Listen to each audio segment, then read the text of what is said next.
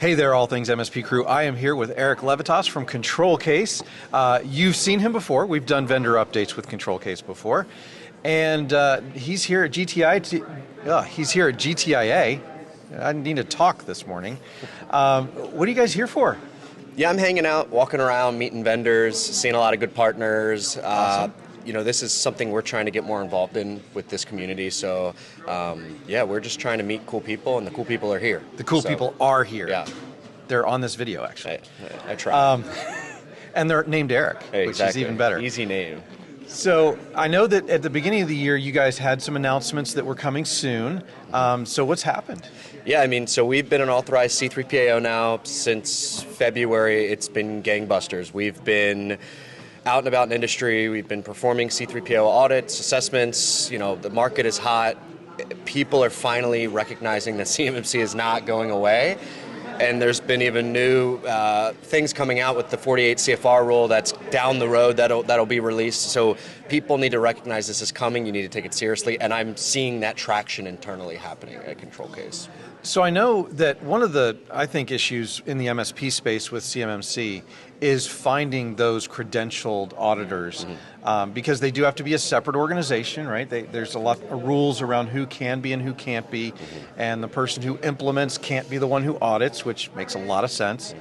What are the struggles that you see with MSPs trying to implement CMMC for their clients? Yeah, so if I had to put a rubber stamp on the number one area where I see trouble, it's the external service provider market, right? So that includes cloud service providers and managed service providers that both store, process, and transmit CUI and don't, right? So whether you're a part of the ecosystem of your client or not, you're a part of their environment. And I think what I'm hopeful in the community is the MSPs and the CSPs, right? You guys are all kind of grouped into one large category. Take this really seriously. You have responsibility.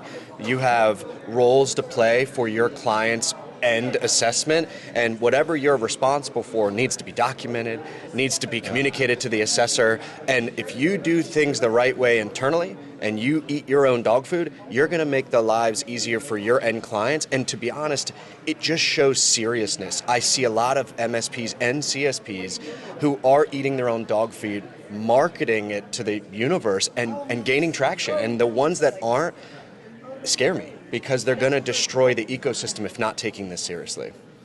So what is for MSPs, they typically work with smaller clients.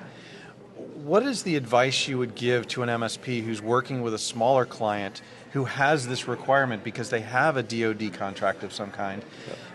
Where did they start? Because I know that these things can get expensive fast, they can get very detailed, and so where do they start? Yeah, and I think during our session we talked about this. CMMC is not cheap. There's no way to get around that, right? There are options. There are avenues to go to the finish line in a more cost-effective manner. As the market's been more open, more products and offerings are coming out, people are getting a little bit more streamlined at this. But what I will say is this: you're either in or you're out, right? If you're in, great. Invest in the right tools. Get the right partners around you, invest in the right resources, train your people, and make sure you know what your services are, where you start and where you stop. And it's okay if you don't do certain things, but you need to be transparent with your end client. And if you do those things, make sure you do them to the best of your ability. You have the right products, the right people, right? And that goes for your product suite. If you're out, find a great partner. There are great MSPs and other partners out there that are willing to gobble up your work because they have invested that time and money, and they're willing to work with you to make sure that they take care of your clients. So there is a 50-50 split, but there is no such thing as a middle ground, in my opinion. And I think that's the tough part, right? Is I think with any type of security product, if you're going to sell it, you have to eat your own dog food. And that may not make sense in the CMMC world for a small MSP. And therefore, that's when it makes sense to go out and find that partner who has already built a CMMC practice to get help with. Yeah, look, MSPs currently use Control Case in two ways. They have their own services and don't need what you just mentioned, right? They have their own people, they have their own suite, they take the client through the full life cycle of CMMC, and that's phenomenal. And they use somebody like a Control Case or the other 60, 70 assessors out there as just the audit partner, and that's awesome, right? You got a bunch to choose from, find the right partner. There's a bunch of different ways to do that.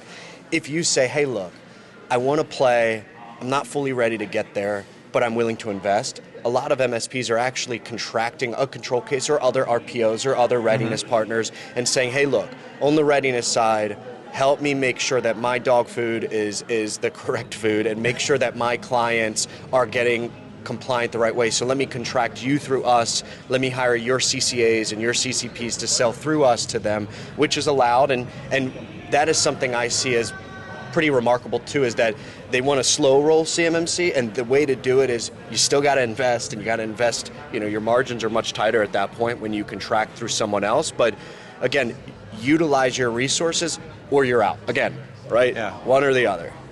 So you have to be very strategic about it then. Have to, yeah. Awesome. So as an MSP, what are some of the benefits of building a CMMC practice so that they can go after these rather valuable customers? That's the answer, right?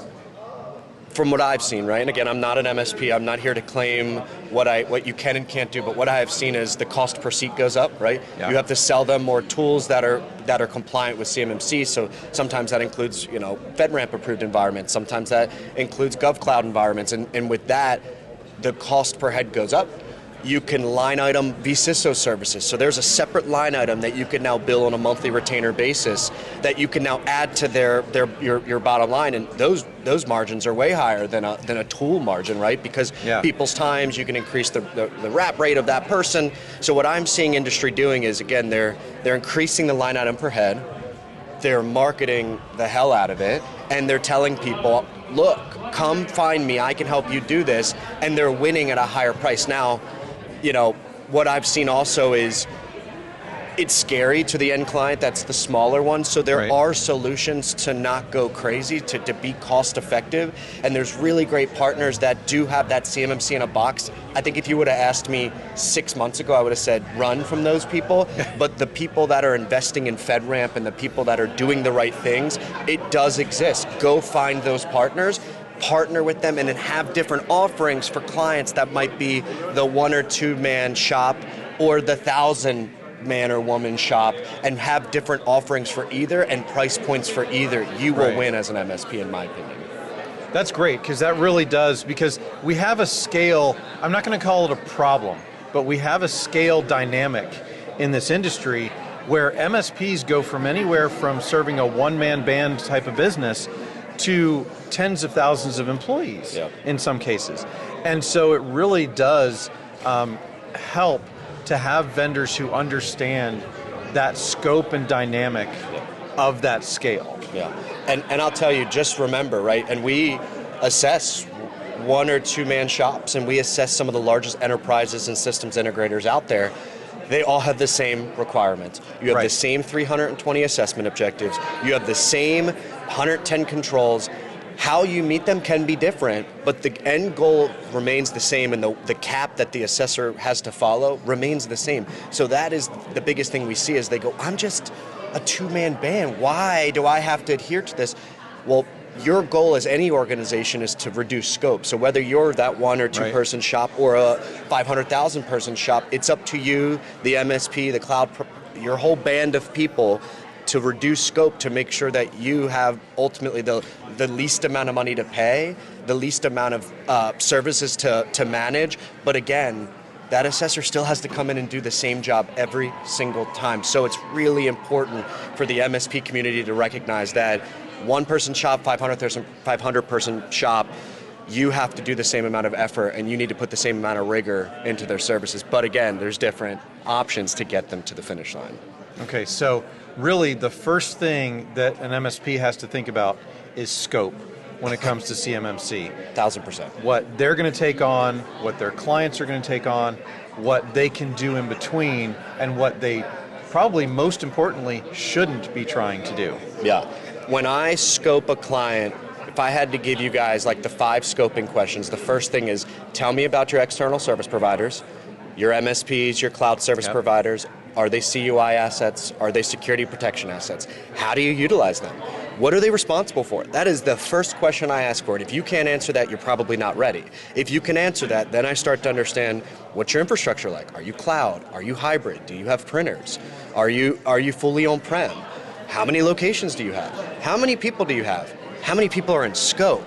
Oh, do you have a separate, are you an enclave? Are you an enterprise? All of that matters. And then I start to like mix up my pot and start to say like, hey, this is what your timeline would look like. This is what your price would look like. This is what, readiness would look like. Hey, I don't think you're ready, or hey, I think you're ready, or you need a mock assessment, right? So those are just a few basic questions in my line of questioning that I ask people. And it always starts with scope, and scope dictates price, dictates complexity, dictates readiness, for sure. So it's a great answer for a very complex topic, is get that scope nailed first, and then you can move forward. So if somebody wants to get in touch with Control Case, kind of ask you some questions, how do they do that? Yeah, I'm on LinkedIn, Eric Levitas. Email me, elevitas@controlcase.com. You could check out our website. I've been with the company a little bit over a year, so come find me. I'm everywhere. I'm at all these events through the different communities, so please come ask me questions. I do different speaking stuff, so please, whether you want to engage us or not, I just want to be a soundboard for community. I want to do right by the community. There are a lot of great actors in this community. Reach out to them, ask questions. We want to help because we're trying to protect the DIB. That's the goal of everybody. So I look forward to hearing from you guys. I appreciate it. Awesome. And then one last question. What do you get out of GTIA?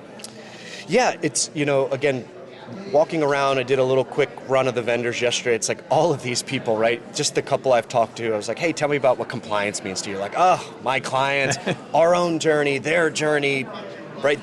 I get that aspect out of it because everybody's goal is to support the MSP community. My goal is to support the MSP community. So if I can get with these vendors and somehow get to the end client, which is the MSP, and together we can make sure that everybody's doing things right, we could spread the messaging of the importance of compliance and doing it right. So I get out of folks that care. And I want to meet these people and I want to connect with them and I want to make sure they know about the Eric brand and also the Control Case brand to say, hey, look, we're here. We're a little bit newer to the community, but we want to help. And we've got the resources to help. Yep. And the Eric brand is a strong brand. So, the all right. value is real. Thanks, everybody.